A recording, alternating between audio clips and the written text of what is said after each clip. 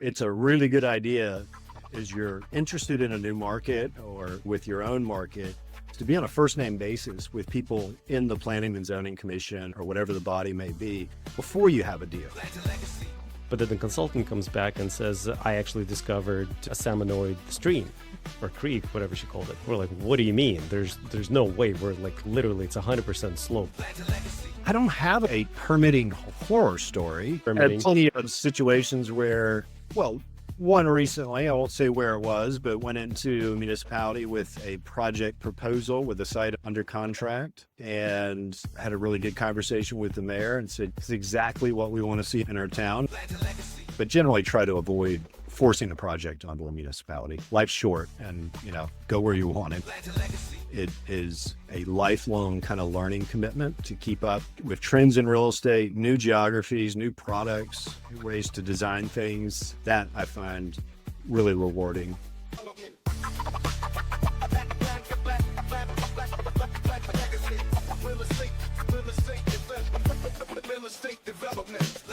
Welcome. Let's talk about real estate development like we usually do here. I'm really excited because you're a developer. You deal with a lot of the same issues that we've encountered in the past. Let's just share our challenges, our experience, and I think the listeners and the viewers would find it interesting. Welcome, Doug. Great. Happy to be here. Excellent. So you're calling in from Texas, is that right? Correct. That's where South Texas. Hey, Corpus Christi. Cool. So, and your development are mostly around that same area, right, where you live? Well, my current development is, and that's the main reason I'm in Corpus, the likely to stay. But yeah, to be closer to this part of the Texas coast, which is the Port Aransas, Rockport area, which are satellite communities of Corpus Christi. How's the market over there? The market is pretty flat right now. Certainly, my project is squarely in the second home retirement market segment.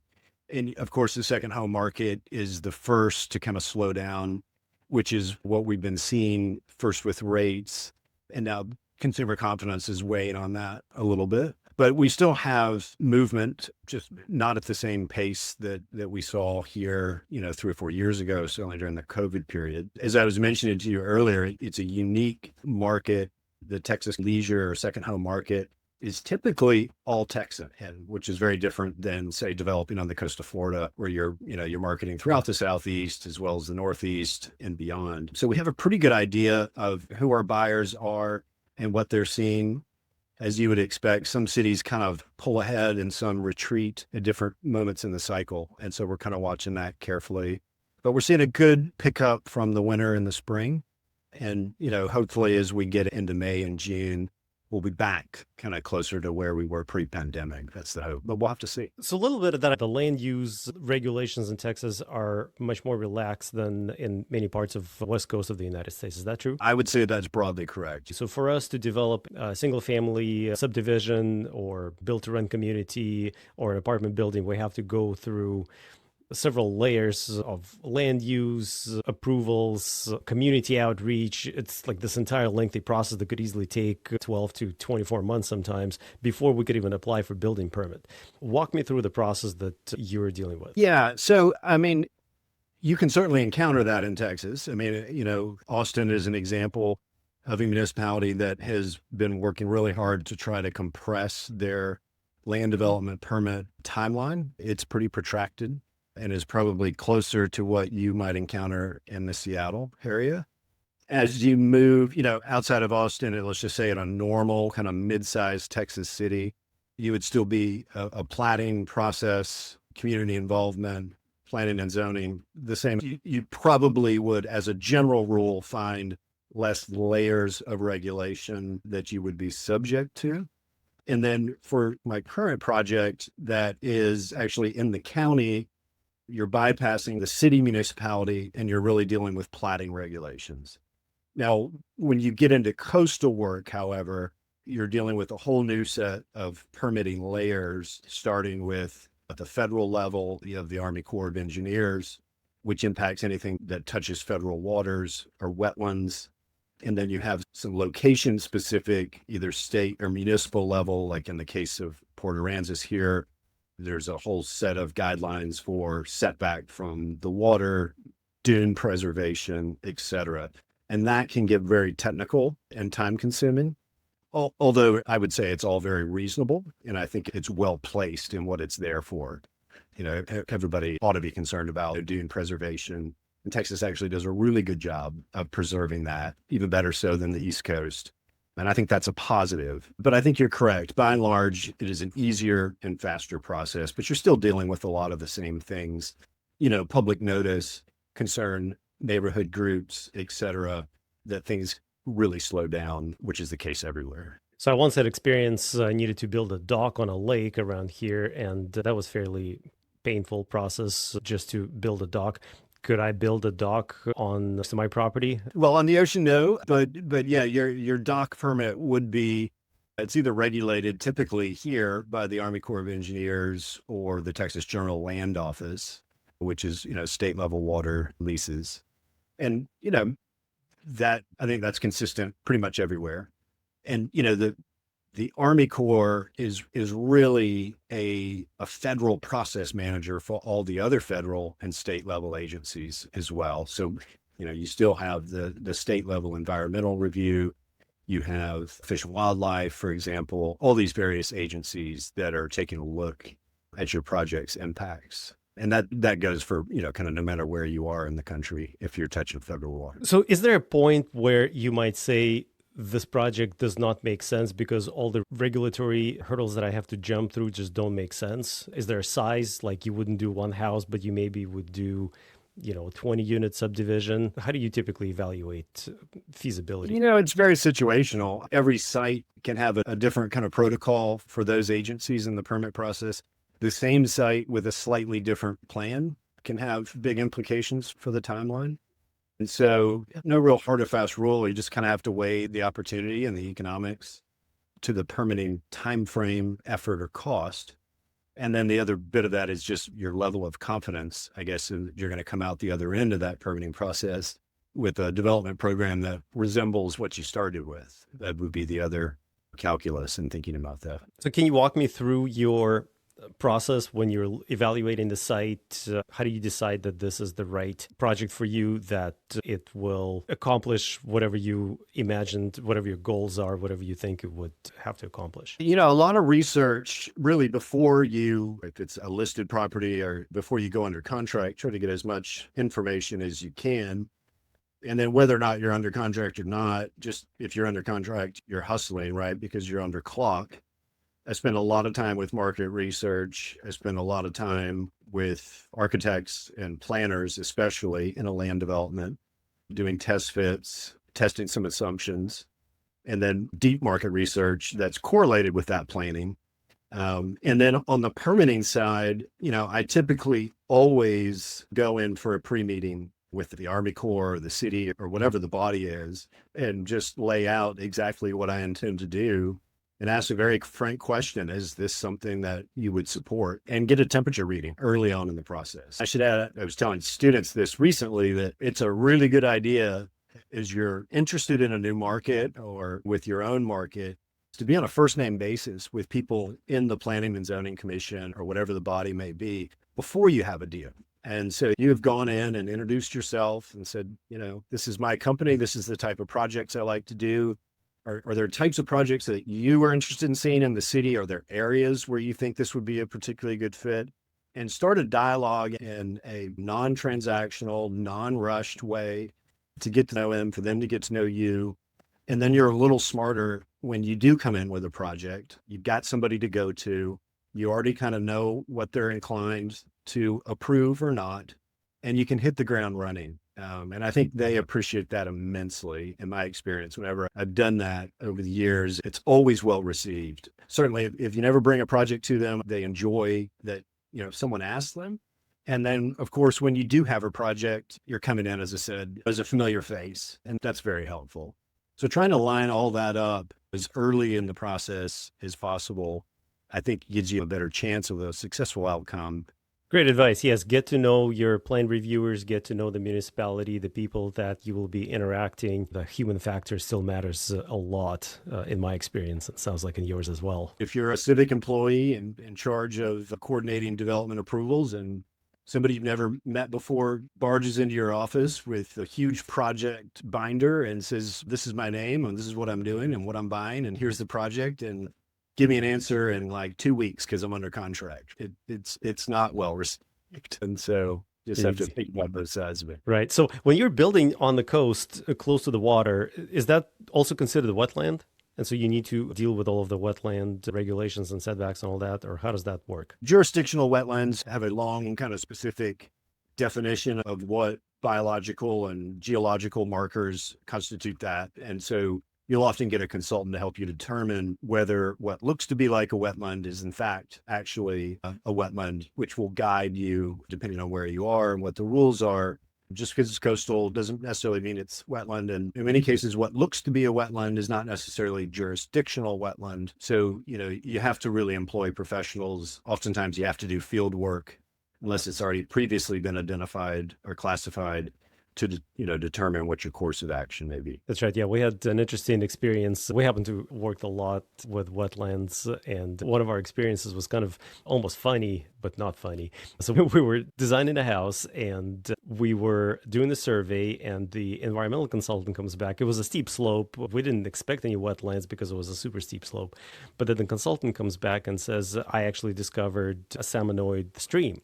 Or creek, whatever she called it. We're like, "What do you mean? There's no way." We're like, literally, it's 100% slope. There's no way there's a salmonoid creek. Well, what happened was there was a man-made storm ditch built on the side of the property.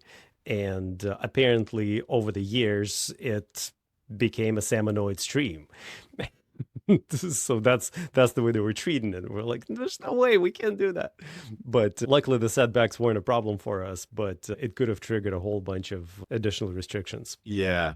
You've got to get great consultants. My philosophy on that and all things environmental and permitting is just hire the best consultant and hire the consultant that is known for doing thorough, honest work and never tries to cheat the permitting bodies and just tells it like it is.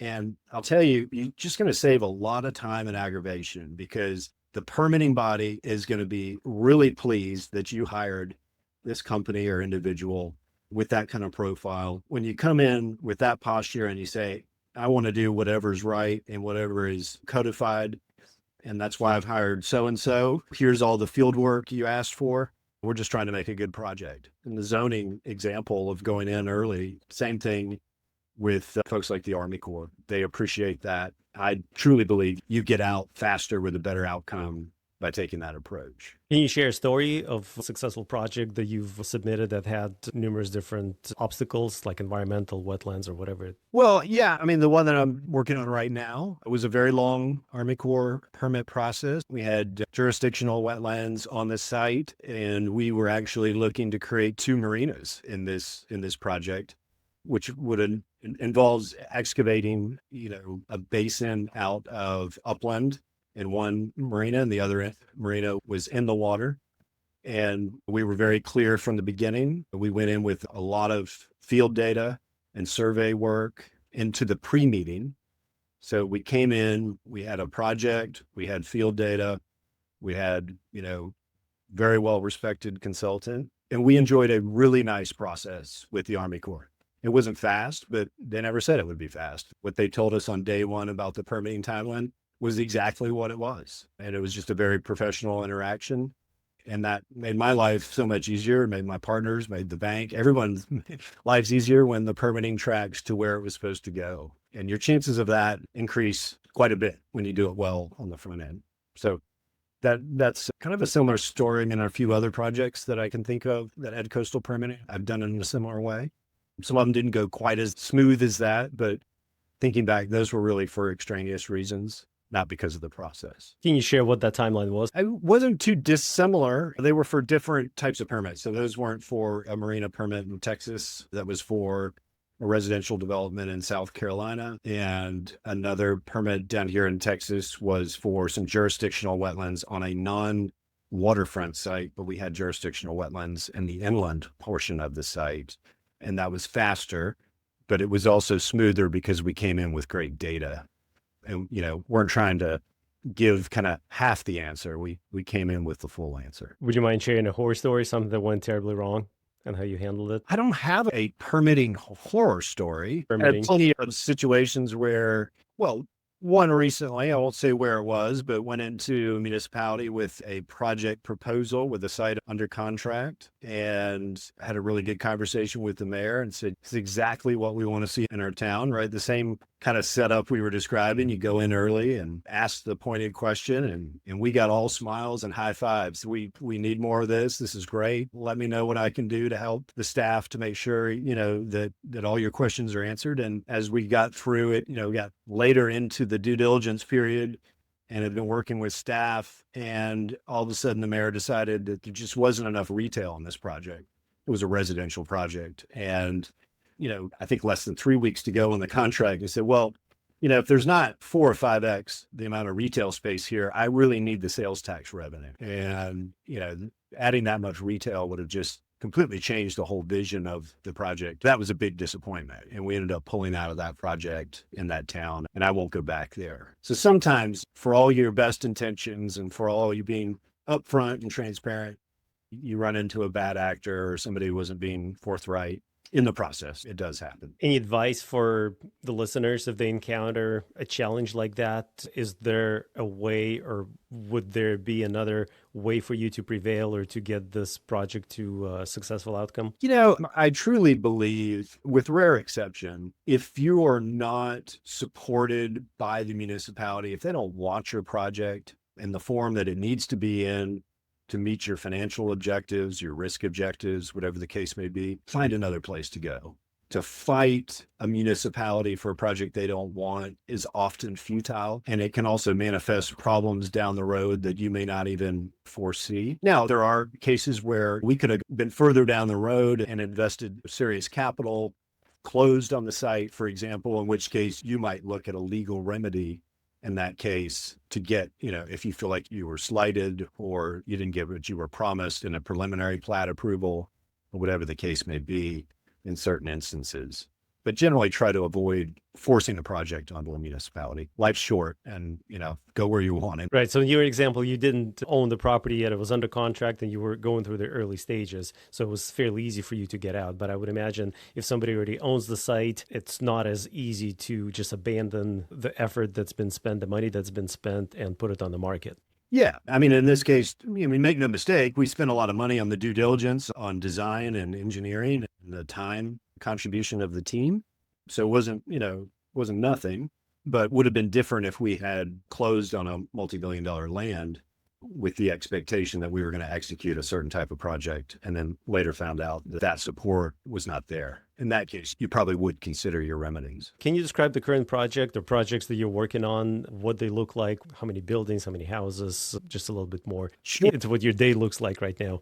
My current project is called Marre, Marea. It's mareatexas.com if you want to check it out. It is a 67 home site luxury community. It's in the town of Rockport, a charming satellite town of Corpus, known for water and fishing. It's been a favorite spot for wealthy Texans for 150 years. This is 67 lots, 2 marinas. It is a architecturally coordinated community, so similar to a Rosemary Beach or a Seaside, where we don't prescribe the individual architecture of the homes, but we do set a lot of ground rule into the siting of those homes, materials, the style, different dimensional aspects, color, materials, etc., in order to produce something that looks period and looks coordinated. So we still preserve a lot of individuality, but if you visited those great communities in Florida on 30A, like Seaside and Rosemary Beach, even for non-architects and non-planners, you can stand on the street,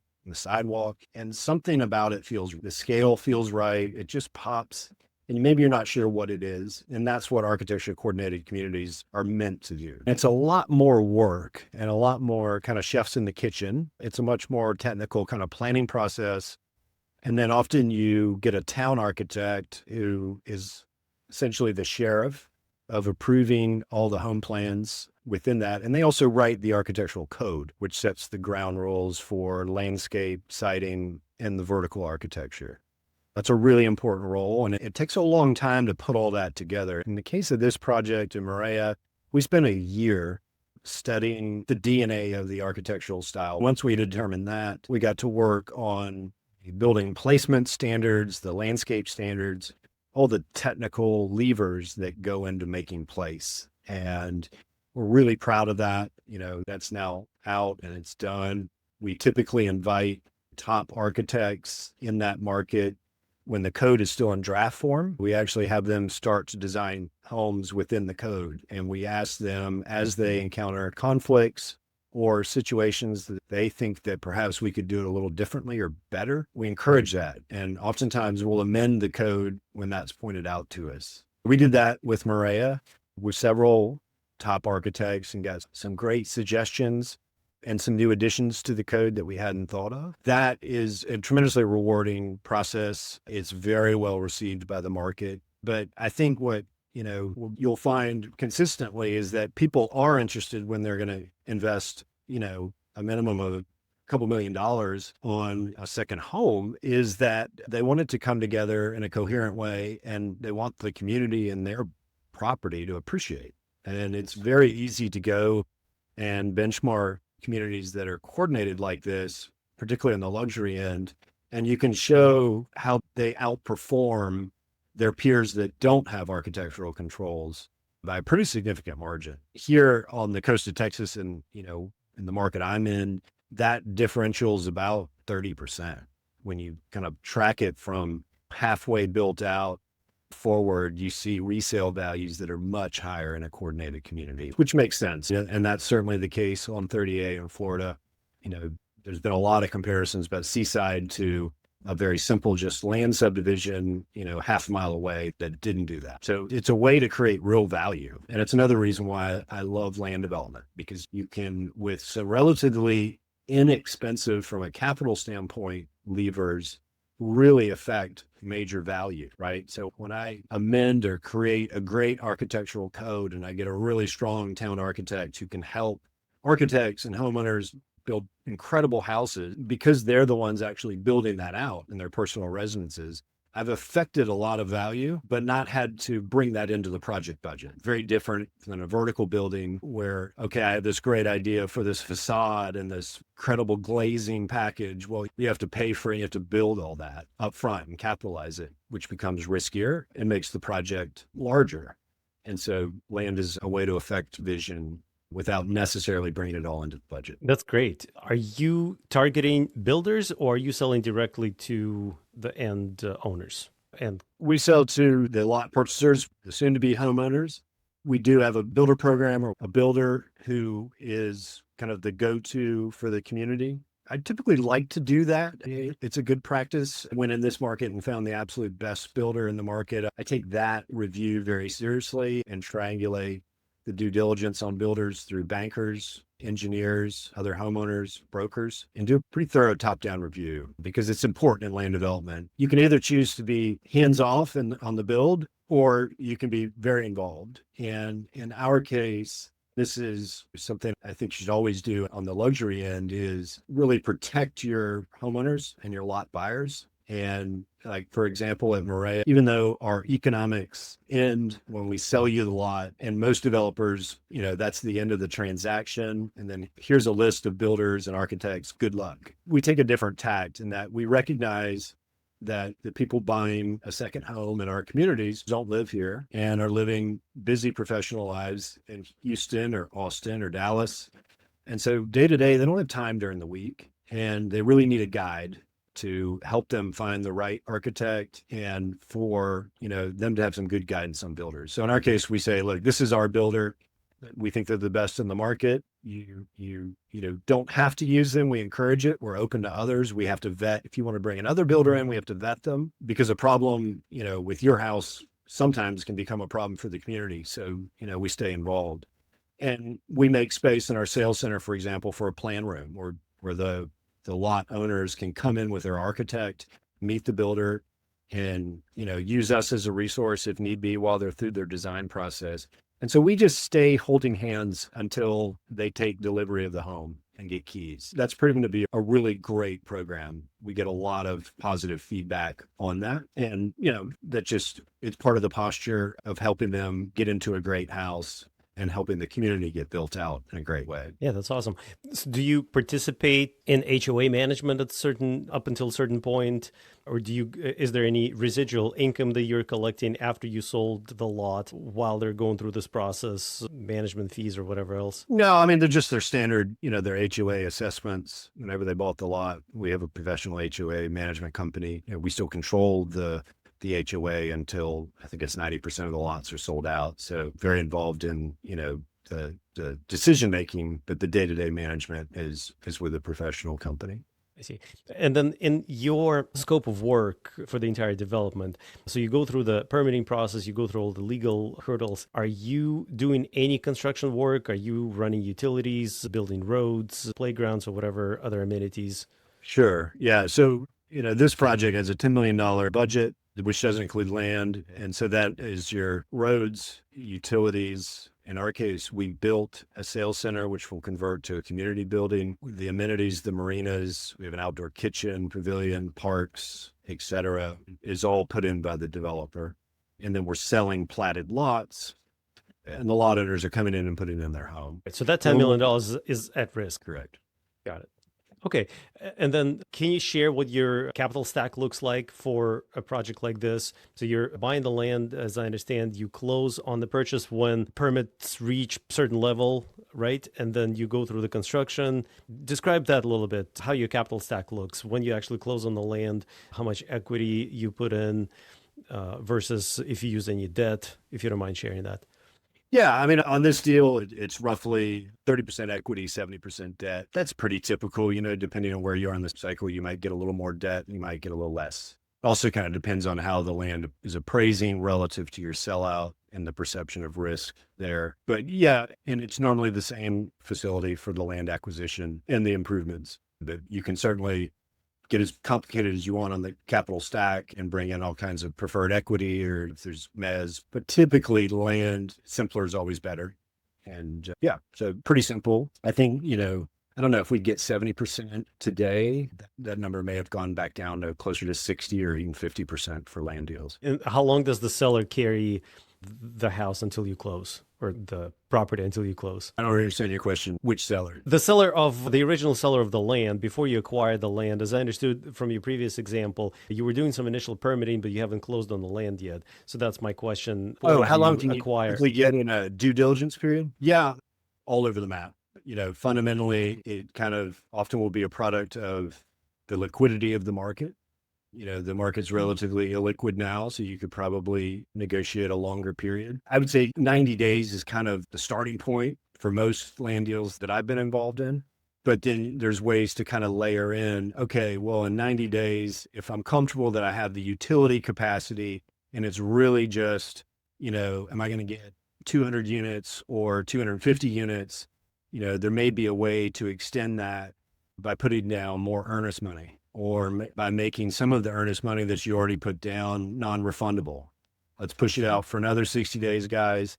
And, if I don't close, you can keep half of the earnest money we put down, as an example. So there's different ways to structure. I mean, that essentially you're really pricing an option at that point. A lot of the deals that I've seen for land acquisition, we call them developer terms, when developer basically says, kind of like what you described, 60 to 90 day feasibility study period. After that, some earnest money typically gets released, but then a lot of times, especially in urban infill deals, the term would be that the money actually gets exchanged and the deal closes only after the permits are issued, or maybe when the design review is approved, but before the building permit. So it could be easily, a 2-year gap between when the contract's signed and when the seller actually collects the money. So that's why I was curious in your experience what that time frame was. Yeah. It'll depend on the seller or the seller's broker, what they think does the market view this site as approvable for, say, 200 units.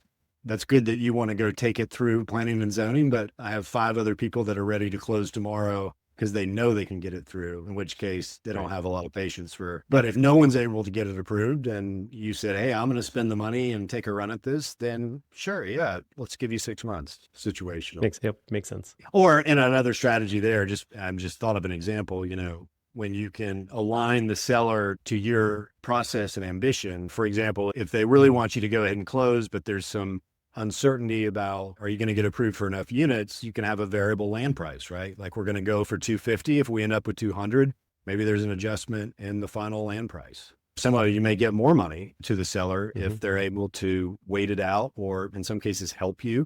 They can help politically, or maybe they've been in that community for a long time. So you can use them as well. Excellent.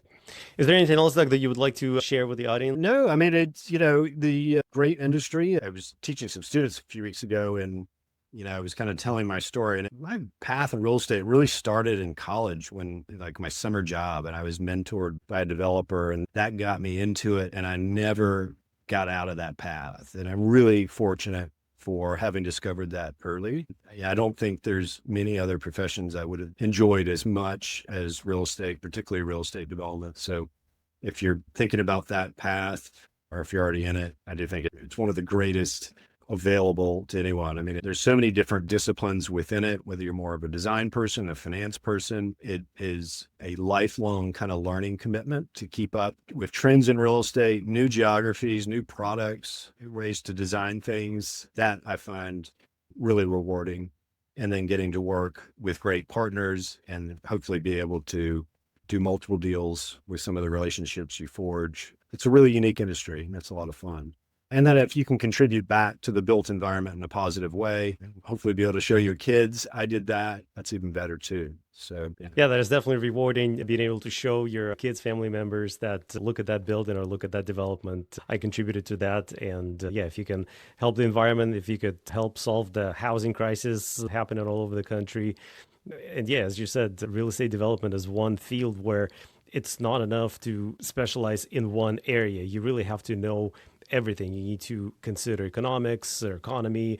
You need to consider different laws, regulations, construction methods, human relations, sales, marketing, finance. All of these fields play a role in developing real estate. Yeah.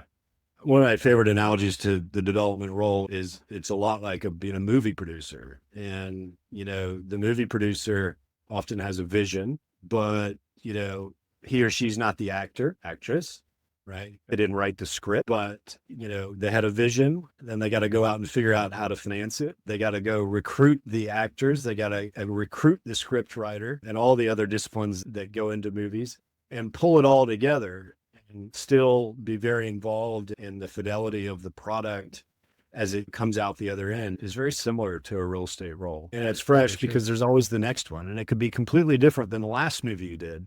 Then maybe you're going back to the same people, maybe you're not. So really interesting. Doug, hey, it's been a pleasure. Thank you very much. Thanks for your insight and your experience. I think it's super interesting and helpful. Thank you. Great. Real estate development.